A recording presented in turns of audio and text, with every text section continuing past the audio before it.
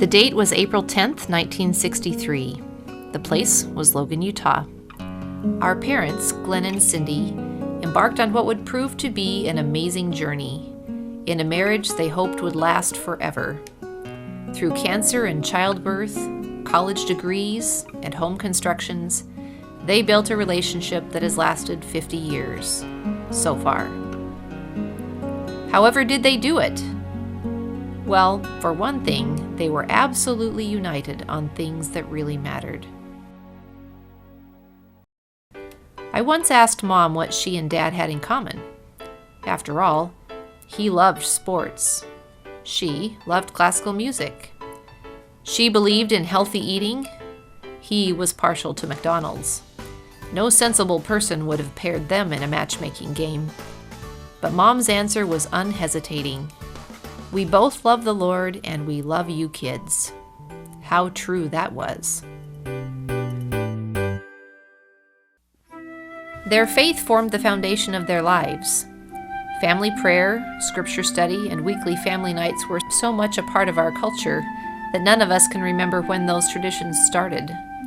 They tried to be Christ-like in all that they did. They served willingly in the church, and wherever they could, they involved us in their service. The gospel of Jesus Christ was something that strengthened us individually and brought us together as a family. When we lived in San Diego, our church put on a walkathon to raise money for a new building. In order to let us participate, Dad pushed a wheelbarrow for the whole 20 miles, while we girls took turns riding. That extra mile effort was, and is, typical of our parents. For them, no sacrifice is too great for the gospel. When I was a teenager, Mom and Dad took several of us to participate in the Hill Cumorah pageant in New York. The pageant depicts some of the main events from the Book of Mormon. It was a wonderful spiritual experience that helped all of us grow closer to our Savior Jesus Christ.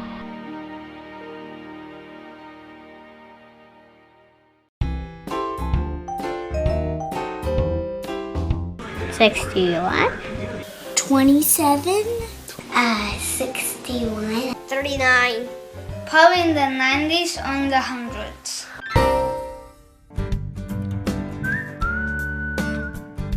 Mom and Dad were excited to be parents, and each new baby was joyfully welcomed into their family. 2 of us were born while Dad was still doing his undergraduate work at Princeton. April and Amber came along during his doctoral studies in Tucson, and the remaining 5, including, finally, the 3 boys, were born in San Diego. Early on in their married life, they made a momentous decision. Dad, you see, had been a college football player, and sports to him were what water was to fish. 3 hours of sports broadcasts a day took their toll on Mom, however, and she finally issued an ultimatum: either her or the TV. He made the wiser choice. But it was a courageous decision for both of them. It meant full-time, hands-on, actively involved parenting, with no recourse to the built-in babysitter.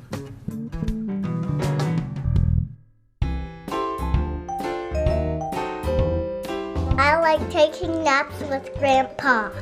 I enjoy playing games with Grandpa. One thing that I like to do with Grandpa is going to the barber. I like Grandpa taking me out for ice cream. Our parents presented a united front when it came to child rearing. Playing one off the other was never very successful, unless we could catch Dad still groggy from a nap.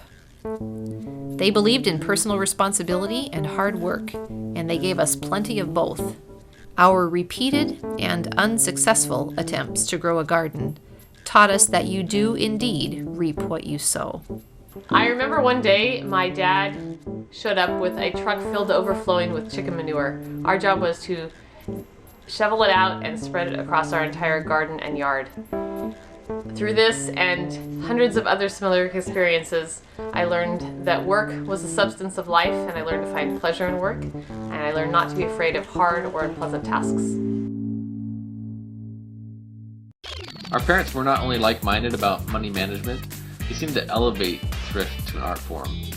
When we were young, we got one pair of shoes a year, good for church and school and soccer. Mom made most of our clothes until we were old enough to sew them ourselves, leading to some eye-catching fashions and a remarkable number of matching outfits for the girls. Mom ground wheat and made homemade bread since it was cheaper than store-bought. We cut off large slabs of that bread and put lots of margarine since it was cheaper than butter, and homemade jam made from berries we picked with our own hands. Every Saturday, Dad would make 8 gallons of reconstituted powdered milk since it saved a few pennies. We only drove old beat-up cars, and when those beat-up cars broke down or ran out of gas, we pushed them, since that was the frugal thing to do. The fruit trees they planted never bore much fruit. The garden seemed to feed the resident animals more than it fed our family. And the chickens that we had for a short period of time rarely laid an egg, but Mom and Dad never stopped looking for ways to live more providently. From a pretty young age, we had to pay our own way. When we were young and we had a school trip to Disneyland, we'd have to come up with half, and Mom and Dad would pay half. When we learned to drive, Dad calculated the cost of maintaining and insuring and driving a car to be 20 cents a mile. We had to track how many miles we drove for personal things and pay up. From a young age, they also told us we needed to study hard and get good grades so we could get scholarships because they wouldn't be paying for college. All of these things helped me develop skills of self-sufficiency that I have used into my adulthood. As committed as they were to working hard, Mom and Dad recognized the importance of having fun together. Some activities were organized, and some not so much. Given the size of their brood and Dad's modest salary, they managed to provide us with a rich variety of experiences. Our family field trips took us many places. We went to Padres games. We went often to the beach. And once a year, as a special treat, we went to Bob's Big Boy restaurant, where we each got to order a Big Boy hamburger and a milkshake.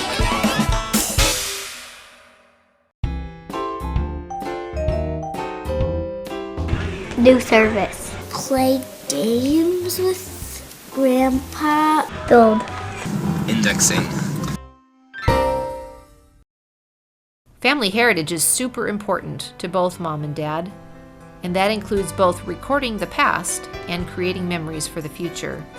Several years ago, they began a tradition of writing down a chapter of their lives and giving it to us for Christmas. They also helped us develop a family mission statement. Because our families are spread across the country, they created biannual family reunions that have become the stuff of legend. We have reenacted the history of our Scottish ancestors, and we've played with great-grandpa's inventions. We've played games to learn about our forebears and made up songs about them. Once, Mom even recruited an authentic bagpiper who drove 4 hours to play for us and tell us about bagpiping traditions. Their shared commitment to our family history is something that brings them together as a couple, and it has also strengthened our ties as a family. It should be noted that Mom and Dad have their different strengths and interests, but their support for each other allows their differences to enrich their relationship instead of weaken it. Dad has faithfully followed Mom all over the world as she feeds her appetite for learning.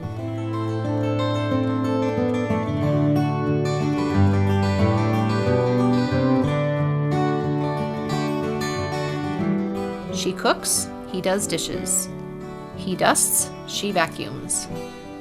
When her creativity blooms in unexpected ways, he never asks what it costs. He just writes the check. Mom, for her part, kept the family afloat and had 3 babies, while Dad served as a bishop for 6.5 years. She supports his church and community service, keeping him in ironed shirts and delicious meals. She doesn't try to talk him out of naps or ice cream, and she accepts his need to always have the right tool for the job. I think one of the best examples of different styles of problem solving came from a letter my mom wrote me when I was in college. My parents had just built their house in Brookfield and to save money had decided to paint it themselves. This is her account. Day 1. Daddy tapes plastic on all the windows. Day 2. Daddy returns to find that the wind has blown 90% of the plastic off of the windows. Day 3. Daddy fills up his trusty paint gun, only to find that the paint clogs the nozzle. He borrows a paint gun from the neighbor, which clogs, then rents a paint sprayer, which clogs. Day 4. Friends loan Daddy their paint thrower which has no nozzle. Daddy paints 1/4 of one side of the house and likes it so much he decides to buy one for himself. Day 5. Mom decides to bring in the big guns. In one day, she and the girls paint half of the house with brushes. Day 6. Daddy paints the remaining top half of the house with a brush so that he doesn't have to go up and down the ladder to fill the paint sprayer. Mom and the girls finish the bottom half. Day 7. Daddy decides to rent a cherry picker to get at the high and hard-to-reach gable on the garage side. He spends 3 hours locating one, visiting the rental place, and learning how to work it. Day 8. Daddy spends 1.5 hours carefully maneuvering the cherry picker in place to paint the gable.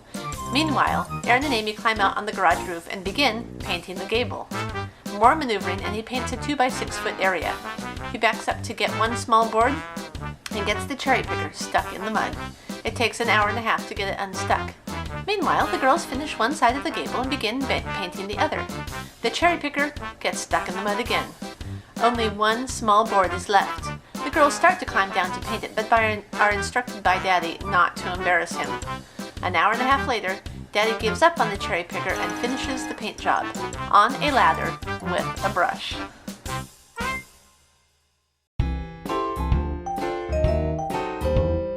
Sleeps and eats ice cream. Likes to read books and play with kids. He likes to sleep. Attend school board meetings.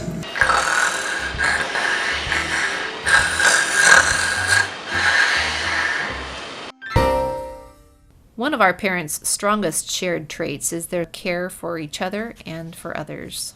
One vivid example of this was when teenage driver April managed to run our station wagon over a curb, leaving the car precariously suspended over the side of an embankment. When Mom came running down the hill, the first words out of her mouth were, "Is everyone all right?" Never mind that the car, the first new one they had ever owned, was irreparably damaged. I really appreciate how they always made me feel like one of their daughters, not just a daughter-in-law. Their selflessness extends beyond their family. One day, Erin came home from school crying because her friend Tien was being evicted from her apartment. Mom literally changed the lives of a Vietnamese refugee family that we befriended in La Mesa. When they had no place to go, Mom arranged for a motorhome to be parked in our driveway for them to live in. She helped the mom enroll in English classes and gain the education she needed to support her family. They all went on to get college degrees and lead very successful lives because of Mom's desire and ability to serve those in need. Some opportunities for service have come to them, such as their church callings. I remember one youth conference in particular. My mom organized a 3-day project with an organization that helped Hmong refugees. And we had about 150 kids that worked really hard to carry out garbage, repair any broken windows, painting, refinishing, and basically just completely overhauling the whole 3 buildings. Over this process, I learned a lot about the amazing need that people have and really opened my eyes to those that are less fortunate. Wherever they are, they notice others, and when they see a need, their response is unhesitating. I remember several times when we were at Grandma and Grandpa's house and Grandpa would show up late to an activity or come home late, and it was always because he had been out serving someone, either on the side of the road or at church. And I feel like that's one of the defining characteristics of their life and their marriage, is that they've always been exemplifying service. One thing I love about Grandma and Grandpa is that nothing but the best will do for the people that they serve. When we went to Costa Rica with them a few years ago, we were out shopping for a sink for a soup kitchen that we were helping to fix up. And as it turned out, there were only 2 sink sizes. Our friends assured us that the smaller sink would be more than adequate, but Grandma knew better, and so Grandma insisted and Grandpa smiled, and we bought the bigger sink. Nothing but the best. Those words describe Mom and Dad so well. They explain why their marriage is 50 years old and still going strong. United in their love for God, their family, and their fellow men, they have blessed the lives of many, many people. No flashy Hollywood marriage here, just a quiet, steady commitment to each other and to doing good. Congratulations, Mom and Dad. We love you.